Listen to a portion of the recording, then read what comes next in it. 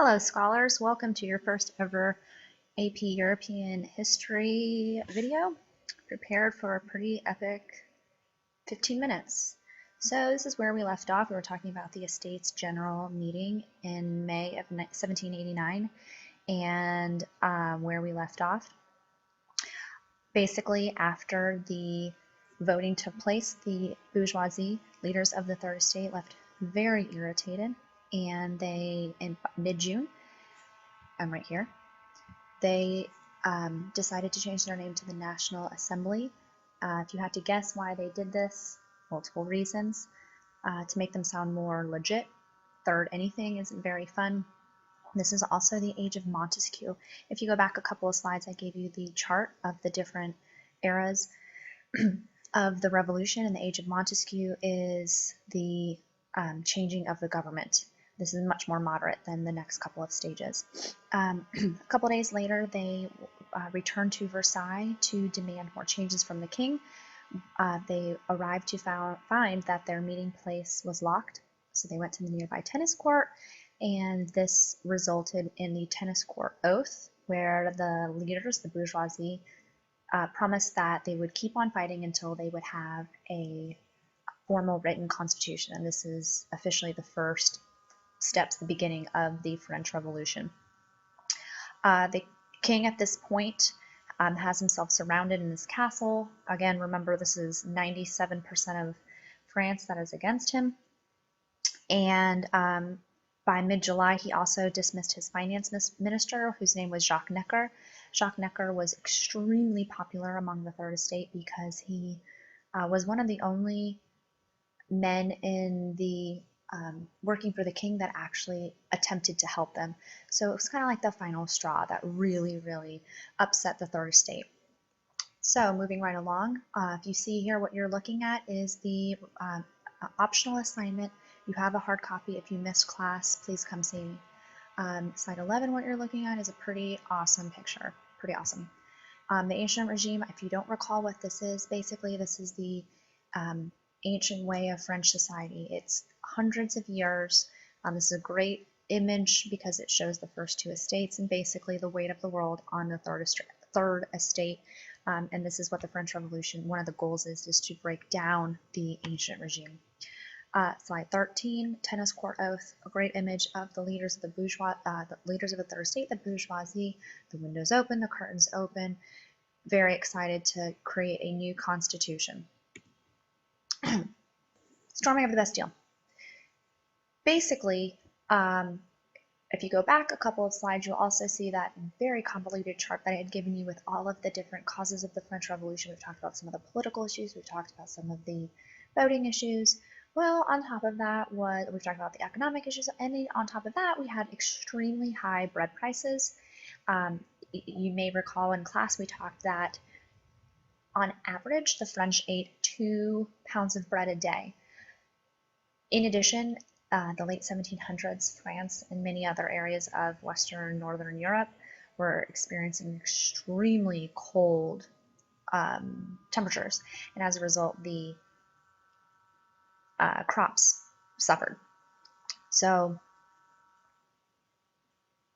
basically, this led to April of 1789. This kind of backtracking a little bit. I hope you're realizing we started the notes in May. Now we're going back to April. Thousands of people starving, lost their jobs. Flash forward back now to we've done the tennis court oath, etc. We're now in July 14th, Bastille Day. Several of you have probably been in France for Bastille Day. It's an exciting celebration, much like 4th of July, fireworks, very cool.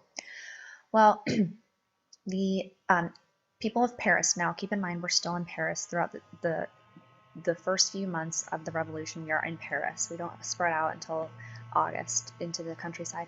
Several hundred people march to the Bastille, and basically what they're looking for is multiple things. First, to steal weapons. Second is by breaking it down. It was very symbolic of breaking the bonds of the ancient regime. One other thing I have on here, if you see it says governor of the prison refused to cooperate and order the guards to attack, very unsuccessful. One thing that started here, kind of a side note, is that something that became kind of a tradition of the French Revolution is when they would kill someone, they would take their head, cut it off, and put it on a pike. And that started at the storming of the Bastille and continues. Also, the Bastille, to add to your notes, was a medieval prison. And during the medieval ages, people would be tortured, etc. In 1789, the Bastille was a prison. However, there were only 7 inmates at the time of the storming of the Bastille. 5 were political prisoners, petty, nothing major, and the other 2 were insane. So again, what was the point of the Bastille? Two things: get weapons, and also just extremely symbolic. The French literally tore this castle down brick by brick. And if you see right here, triumph over despotism, that is a beautiful example of kind of the physical representation of this revolution really unfolding. There's a little image for you, pretty fantastic. The Great Fear. So now we're in around end of July, August of 1789, and what the Great Fear is basically like I said before, all of this excitement, all of this revolutionary energy is surrounding, engulfing the Parisians. Come August 1789, this energy is going to spew out into the countryside of France. And what the Great Fear is basically the Third Estate members, the lower class members, they start attacking the Second Estate. They start ripping up the papers that bonds them to the nobles. They burn down their houses. A lot of violence. The National Assembly, again, the National Assembly, if you don't recall at this point, is the new name of the Third Estate. These are the leaders of the bourgeoisie. They take away the privileges of the First and the Second Estate. Basically, this is the true end of the ancient regime. There are no estates at this point. The Declaration of the Rights of Man and Citizen, extremely important document. Basically, the writers of this document copy the ideas from the American Revolution, which, of course, as you recall, copies the ideas of the Enlightenment. Montesquieu, Locke, Voltaire, everybody we talked about the last couple of months. If you forgot, go back, take a look. So let's flash forward a couple of months later. Again, we're still in 1789, very epic year for France. And one thing I want to state about that declaration is it mostly was written for the bourgeoisie. Again, they're the leaders of the revolution. So, okay, let's now picture some big burly ladies. If you've ever seen fishmongers, these are extremely strong people. They're throwing very heavy fish, and so about 7,000 women march from Paris to Versailles. And again, these are very strong, very burly women. And basically, why are they so upset? Well, let me tell you. They're working 12 to 16-hour days. They're starving. Their families are starving. They're still expected to go home, do the normal woman thing. They're exhausted. They have no money. They have no food. So basically, they march from Paris to Versailles. They get to Versailles. They surround Versailles. Also, as they're marching, the men join them. At this point, if you've seen the Marie Antoinette movie with Kirsten Dunst, this is the part where she kind of curtsies to the crowd. They then storm the royal apartments. They go straight to her room and they just they annihilate her room, rip up her sheets, etc., etc. The king and his family are then escorted out of Versailles and they are taken to Tuileries Palace, which is in Paris, and that is where they live the remainder of their days until they are both beheaded at the guillotine. Great, here's another image for you, you're welcome. Day after the Women's March, basically the king is once again surrounded at Tuileries, and although he does not want to support their idea of a constitutional monarchy, he doesn't really have much of a say. He can't really say anything. Most of the bourgeoisie are truly obsessed with what England has done. They have a king, they have a parliament. It's an extremely cordial, functional relationship, and that's what they're trying to do. The king will remain head of state, and then, wealthy white French males, much like England, will become the legislative assembly, which is essentially would be the parliament of France. I have on here women's rights. Yeah, women still don't have any political rights. Please note that women are involved through, various clubs, kind of like book clubs. They can have a safe place to talk about their ideas of the revolution, place in society, etc.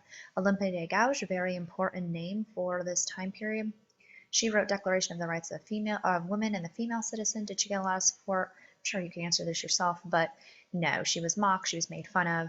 This was a total joke. She was also eventually beheaded as well. Mary Wollstonecraft, Vindication of the Rights of Women. What she's looking at is basically, a safe place for females, a place that females can speak and be respected. Basically is arguing, we've talked about her before, but philosophes are extremely hypocritical. If I haven't born with blank slate, you're born with blank slate. Well, if I have a better education, maybe I can beat you. All right, so moving right along, eliminated gouge, super awesome. Marie Antoinette. Basically, Marie Antoinette, very, interesting character. She is, a little bit of background. She is the daughter of the Habsburg family, Maria Therese, and youngest of 14 kids. And when she was betrothed to Louis XVI, she was 14, he was 15, and this was a political marriage. It was a political union, and it was supposed to, bind the two countries, which it did. It did connect the two countries. She had absolutely no interest in being a queen. He had no interest in being a king. She wanted to be pretty. She wanted to be liked. Extremely extravagant. Known for her hair, her fashion. What I'm talking about here, Rose Burton. This is one of her fashion helpers, and her relationship was it basically it hurt her really. It hurt her reputation because she was just so obsessed with being pretty and treating this woman, very, very well.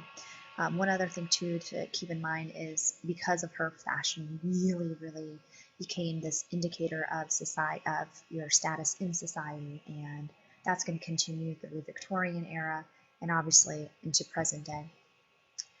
Picture of Rose Burton. We're also going to talk a little bit more about the fun facts of Marie Antoinette and her relationship, marriage with Louis, and how many kids when we have actual class. Just a couple more pictures of Marie Antoinette. Again, we'll go a little bit more in depth into her. Last but not least, I'd just like to finish with the church. Basically, the church is an interesting aspect of part of the French Revolution, and the church is taken over. Religious freedom, was given to some Jews, some Protestants. So that's a huge change from absolutism during the French Revolution. The Catholic clergy had to take an oath of loyalty to this new government, the National Assembly. Not a good relationship between Catholics and the French, and this is really going to sharpen the divide in what's going on with the revolution and the common people. And this is something that's going to continue when we get into the era of Rousseau, and we're talking about Robespierre, and what he's going to do is he's going to basically attempt to de-Christianize France, which is going to be very, very difficult for him. And then when we get to Napoleon, kind of interesting because he makes friendly with the Pope and recognizes that 97% of France is Catholic and basically brings Catholicism back to France. Well, now that was a little over 13 minutes. I hope that was exciting for you, and I will see you in class next time. Goodbye.